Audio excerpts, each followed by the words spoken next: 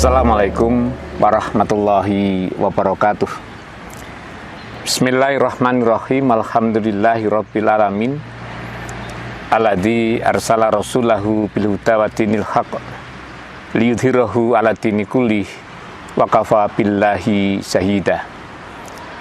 Asyhadu an la ilaha illallah wahdahu la syarikalah wa asyhadu anna Muhammadan abduhu wa rasuluh.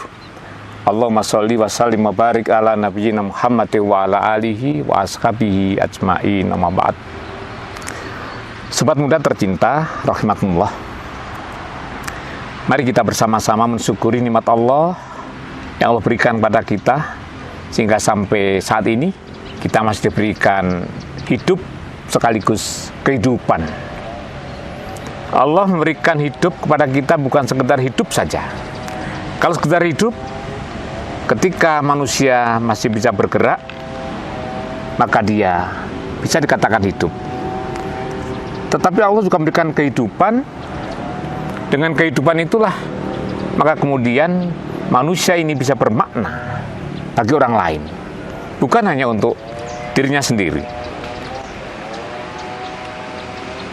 Sobat muda rahimakumullah,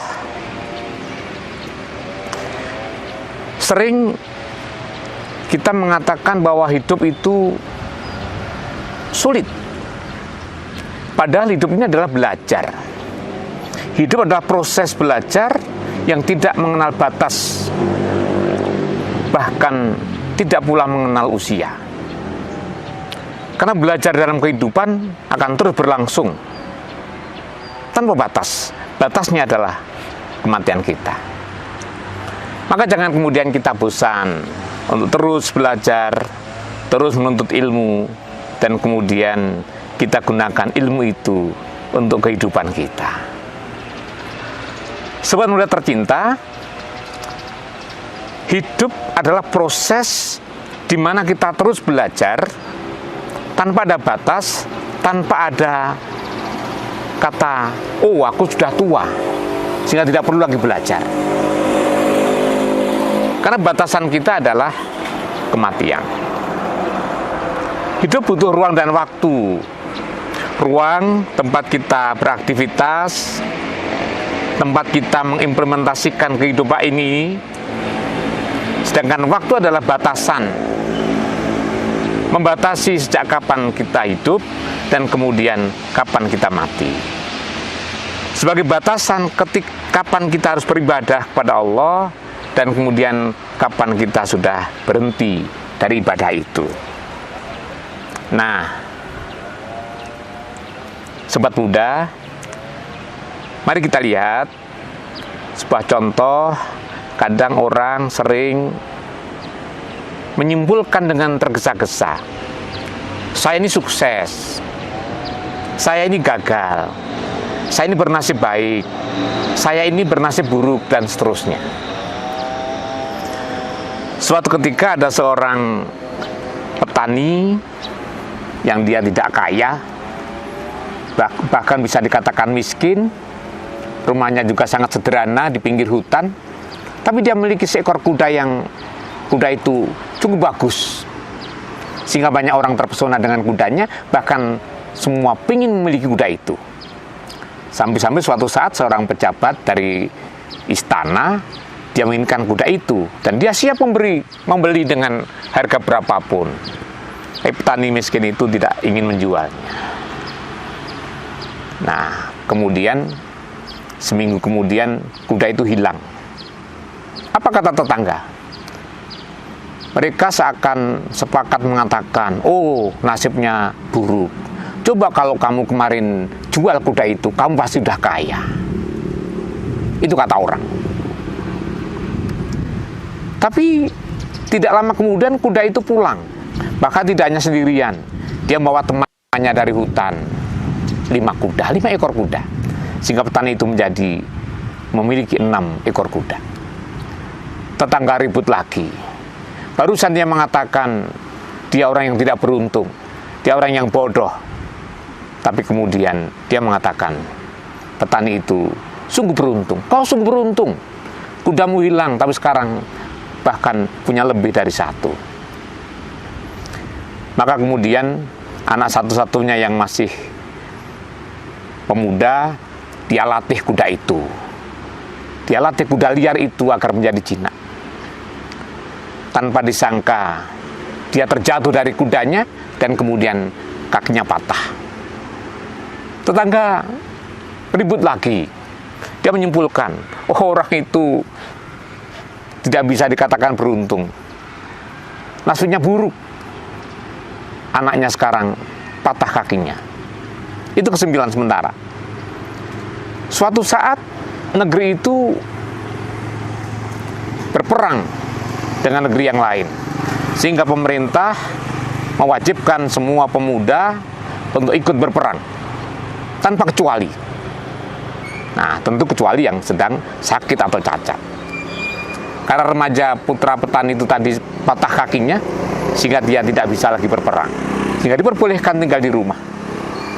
Yang akhirnya banyak korban peperangan, banyak anak-anak tetangga yang kemudian mati. Disimpulkan lagi, orang itu beruntung.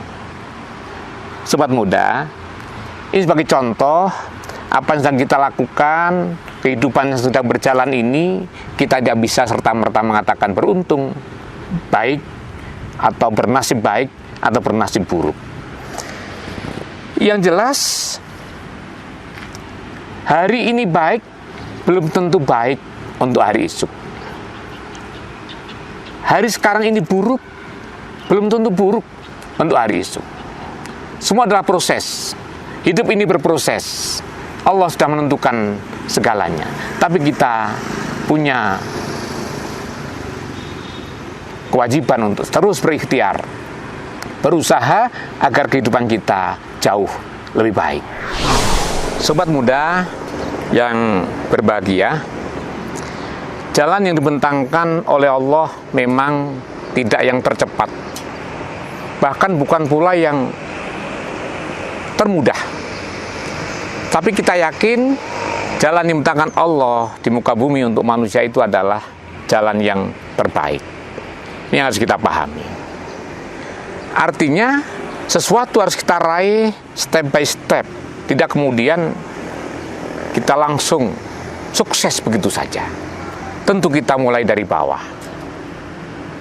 Bahkan hidup ini tidak sekedar kita menghirup udara, bernafas, kemudian kita keluarkan kembali. Tidak sekedar itu. Tapi harus ada sesuatu yang bermakna dalam kehidupan kita. Kita harus berprestasi, sekaligus kita harus berprasasti. Berprestasi artinya kita berkompetisi. Hidup ini berkompetisi. Kita berkejaran dengan waktu. Jadi ada yang harus kita lakukan dan kemudian menjadi lebih baik. Seorang yang berkompetisi tentu ada kalah dan ada menang. Walaupun mungkin dalam kehidupan itu bukan sekedar kalah dan menang, tapi ada sesuatu yang bermakna dalam kehidupan kita, dan ini akan menjadi prestasi kehidupan kita. Mungkin muamalah kita, hubungan kita dengan orang lain, hubungan kita dengan saudara, dengan sahabat, dengan atasan, dengan bawahan, dan seterusnya. Bahkan secara mutlak ibadah kita hanya kepada Allah, dan ini juga harus berprestasi. Prestasi kita beribadah pada Allah, ya kita melakukan apa yang diperintahkan dan kemudian kita tinggalkan semua yang dilarang.